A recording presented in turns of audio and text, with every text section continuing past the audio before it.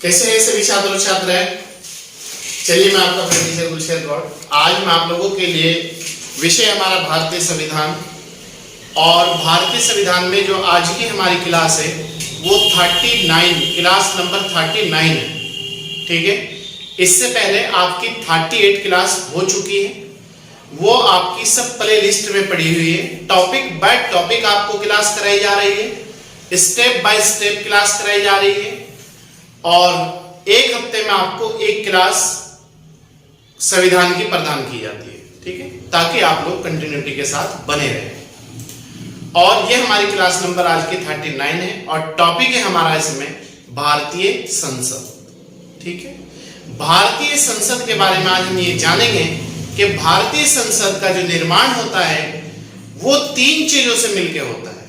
तीन चीजों को भारतीय संसद के पैर कहा जाता है, भारतीय संसद के अंग कहा जाता है, भारतीय संसद के स्तंभ भी कहा जाता है। वो कौन कौन से तीन चीजें आइए जानते हैं। वो है राष्ट्रपति, नंबर 2 लोकसभा, नंबर 3 राज्यसभा। इन तीनों चीजों से ही मिलकर भारतीय संसद का निर्माण होता है।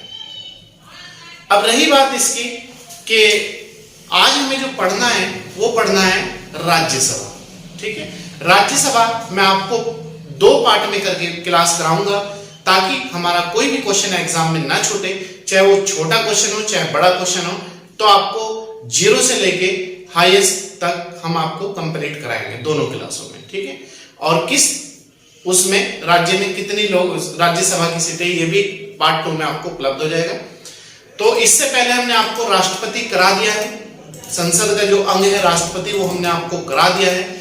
आज हम राज्यसभा के बारे में पार्ट 1 में देखते हैं। आइए देखते हैं। संविधान के अनुच्छेद 79, याद रखना 79 में कहा गया है कि राष्ट्रपति, राज्यसभा व लोकसभा से मिलकर संसद का निर्माण होता है। तो याद रखना किस आर्टिकल में कहा गया है कि राष्ट्रपति, लोकसभा और राज्यसभा से मिलकर संसद का निर्माण होता है। आर्टिकल 79। Very good. इन तीनों को लोकतंत्र के 3 स्तंभ कहा जाता है। क्वेश्चन दे देगा लोकतंत्र के 3 स्तंभ कौन से हैं, और चौथा जो स्तंभ है लोकतंत्र का वो है मीडिया, प्रेस। ठीक है, इनको ही संसद के 3 पिलर भी कहा जाता है। किन्हें? लोकसभा, राज्यसभा और राष्ट्रपति। इसके बाद नेक्स्ट पॉइंट है हमारा राज्यसभा। राज्यसभा के बारे में यहां संपूर्ण जानकारी देखते हैं। इसके गठन का उल्लेख आर्टिकल 80 में किया गया है। तो याद रखना राज्यसभा के जो गठन का प्रावधान है वो किस आर्टिकल में है? राज्यसभा का जो गठन है वो आर्टिकल 80 में किया गया है। ठीक है, राज्यसभा का सदस्य बनने के लिए न्यूनतम व्यक्ति की आयु जो सीमा है वो 30 वर्ष होनी चाहिए। ठीक है, राज्यसभा में 12 सदस्यों की जो नियुक्ति वो राष्ट्रपति करता है, साहित्य, कला, समाज सेवा, विज्ञान, सहकारिता के आधार पर। और राज्यसभा में अधिकतम 250 सदस्य हो सकते हैं, लेकिन वर्तमान में 245 सदस्य हैं। ये 245 सदस्यों में जो 12 सदस्य हैं वो राष्ट्रपति नॉमिनेट करता है, जबकि 233 जो सदस्य हैं वो राज्य और केंद्र शासित प्रदेशों से आते हैं। ठीक, तो आइए देखते हैं। राज्यसभा एक अस्थाई सदन है। कैसा सदन है राज्यसभा? क्वेश्चन आता है एग्जाम में, अस्थाई सदन है, क्योंकि यह कभी भी भंग नहीं होता। ये परमानेंट सदन है, कभी भी भंग नहीं होता। आप याद रखना, इसलिए इसे अस्थाई सदन कहा जाता है। उच्च सदन, अस्थाई सदन। ठीक है, नेक्स्ट है संविधान के अनुच्छेद 83(1) के अनुसार इसके 1/3 सदस्य, most very very important point है कि राज्यसभा के कितने सदस्य कितने वर्ष बाद रिटायर हो जाते हैं या सेवानिवृत्त हो जाते हैं? 1/3 सदस्य प्रति 2 वर्ष बाद। तो याद रखना कितने वर्ष बाद? प्रति 2 ईयर बाद रिटायर हो जाते हैं, और उतने ही नए आ जाते हैं। क्लियर है यहां तक कि कोई डाउट? एक बार फिर बतला रहा हूं, राज्यसभा एक अस्थायी सदन है, परमानेंट सदन है, कभी भी भंग नहीं होता। इसके 1/3 सदस्य प्रति 2 वर्ष बाद रिटायर हो जाते हैं और इतने ही नए आ जाते हैं राज्यों से। ठीक है, नेक्स्ट है अनुच्छेद 89 में राज्यसभा का सभापति और उपसभापति का उल्लेख किया गया है, क्योंकि राज्यसभा का एक सभापति होता है, सभापति उपराष्ट्रपति होगा और सभापति उपराष्ट्रपति होगा और उपसभापति उनमें से ही कोई एक सदस्य को चुन लिया जाता है। तो इसका उल्लेख आर्टिकल 89 में किया गया है। भारत का उपराष्ट्रपति राज्यसभा का पदेन सभापति होता है। पदेन का मतलब यहां है कि उसका सदस्य ना होते हुए भी उसका अध्यक्ष होता है या उसकी अध्यक्षता करता है। दूसरा पॉइंट है, राज्यसभा अपने में से ही किसी एक सदस्य को उपसभापति चुनती है और जब भी उपसभापति का पद खाली होता है, मतलब जब भी क्या तो वो इस्तीफा दे दे या कोई और कारण बन जाए होता है, तब राज्यसभा किसी अन्य सदस्य को उपसभापति चुन देती है। ठीक है, ये तो जाहिर सी बात है भाई, अगर कोई पद खाली हो जाएगा तो उसके स्थान पे तो दूसरा आना ही आना है, चाहे वो उन्हीं में से हो या कोई बाहर से हो, लेकिन ज्यादातर उन्हीं में से चुना जाता है। ठीक है, नेक्स्ट पॉइंट,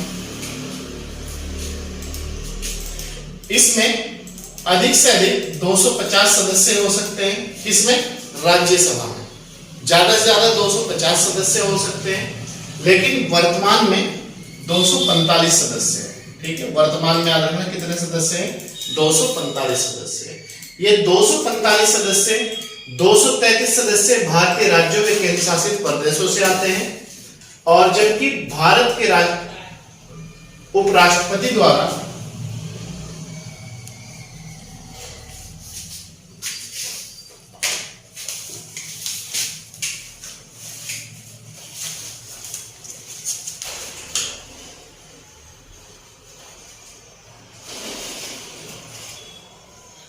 राष्ट्रपति द्वारा राज्यसभा में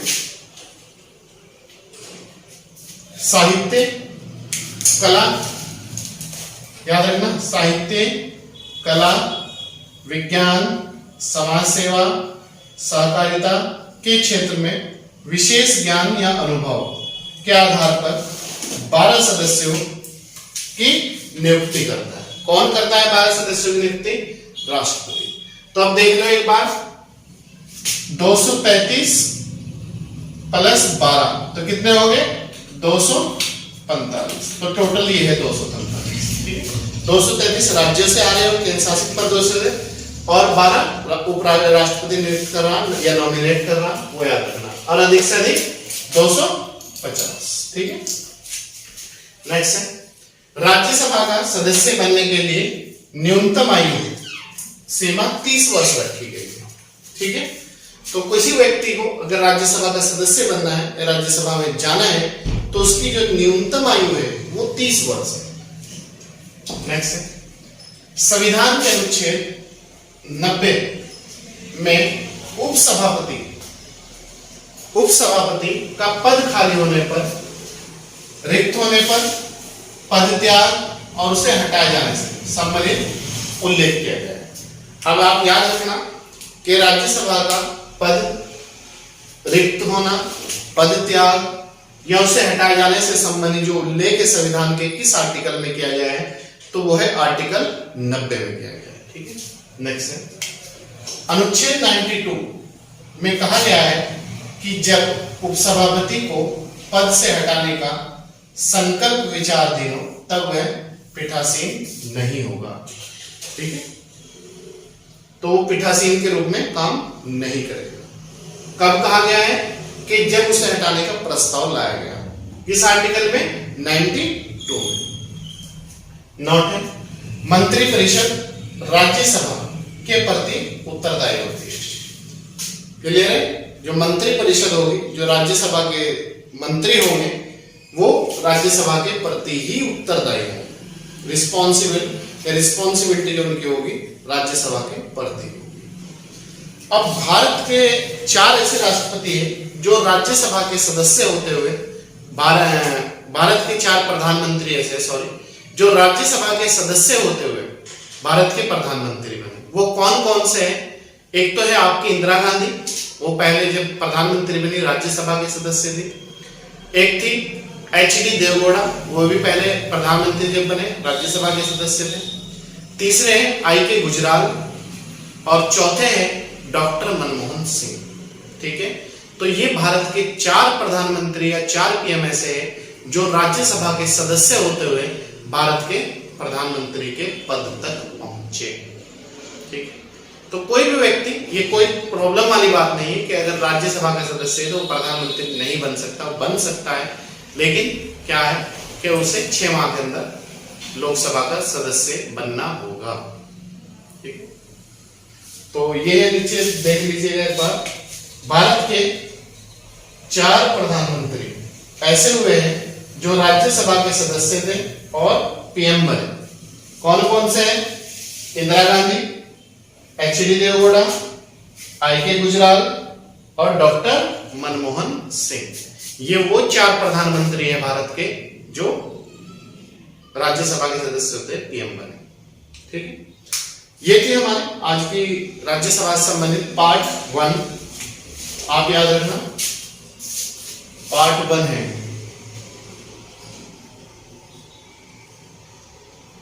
पार्ट 2 में हम आपको ये कंप्लीट करा देंगे। आप पार्ट 2 का थोड़ा इंतजार करिएगा, नेक्स्ट हफ्ते आपको पार्ट 2 उपलब्ध हो जाएगा, संडे के बाद, मंडे ट्यूसडे कोई से भी दिन। तो तब तक आप इसे अच्छी तरीके से पढ़ें और कोई प्रॉब्लम आए तो आप मेरे से संपर्क करें। एक थोड़ी सी ब्रीफ समरी में बतला देता हूं। संसद जो है 3 चीजों से मिलकर बनती है, लोकसभा, राज्यसभा, राष्ट्रपति। ठीक है, इन तीनों को 3 स्तंभ कहा जाता है, संसद के लोकतंत्र के स्तंभ कहा जाता है, पिलर कहा जाता है। ठीक है, जो राज्यसभा है वो अस्थायी सदन है, परमानेंट सदन है।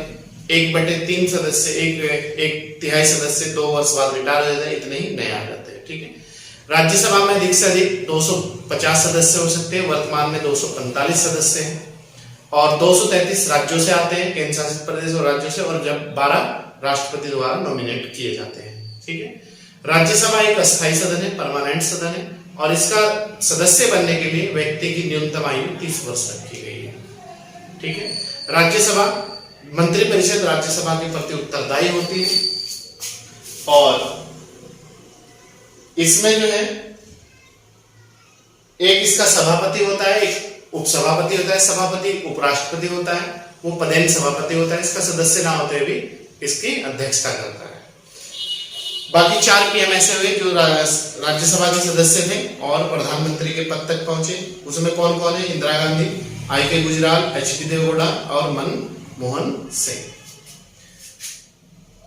यही आप ब्रीफ समरी में आप याद रखना। बाकी आपको कोई भी दिक्कत आए तो आप मेरे से संपर्क करें। आप लोगों का वेलकम है, स्वागत है। आप कमेंट बॉक्स में कमेंट करके भी पूछ सकते हैं और आप डायरेक्ट कॉल भी कर सकते हैं। चलिए, मैं आपका अपना टीचर गुलशेर गौर। अगर आप हमारे YouTube चैनल पर नए हैं तो सब्सक्राइब कर लीजिएगा, लाइक और शेयर जरूर कीजिएगा और अगर पुराने हैं तो कंटिन्यूटी के साथ बने रहिएगा, ज्यादा से ज्यादा लोगों को जोड़ने